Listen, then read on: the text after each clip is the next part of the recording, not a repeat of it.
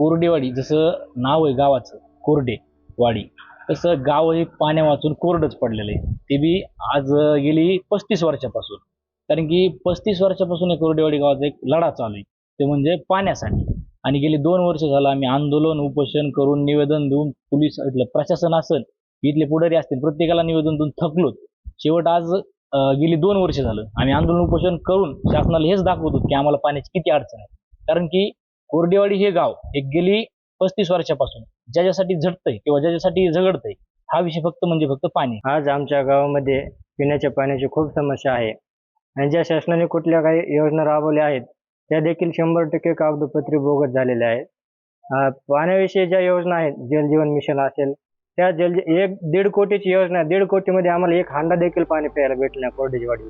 पाण्याअभावी कोरडेवाडीतील तरुणांच्या आयुष्यावरही मोठा परिणाम होतोय.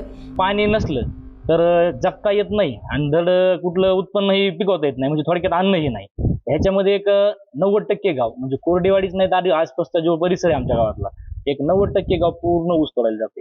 ह्याच्यात नुकसान हे होते की ऊस तोडायला गेल्याच्या नंतर घरी फक्त गावात काय उरतं आपल्या, की लय झालं 400-500 म्हातारे लोक, आणि जे की त्यांचे नातरुंड आहेत की लहान लेकरांना कारखान्याला नेता येत नाही. आणि जे की त्यांचं वाटोळं काय होतं की मुलांचं देखील शिक्षणाचं वाटोळं होतं, कारण की इतक्या लांब लोक 400-500 किलोमीटर लहान लेकरांना नेऊ शकत नाहीत. आणि मेन म्हणजे काय, आता एक साधारण 400-500 किलोमीटर लांब ऊस तोडायला लोक गेले तर इथं जे म्हातारे वयस्कर म्हातारे घरी राहतात गावात, त्यांच्यातला एखादा जर एक्सपायर झाला, रडायला सुद्धा माणूस नसतो या गावात.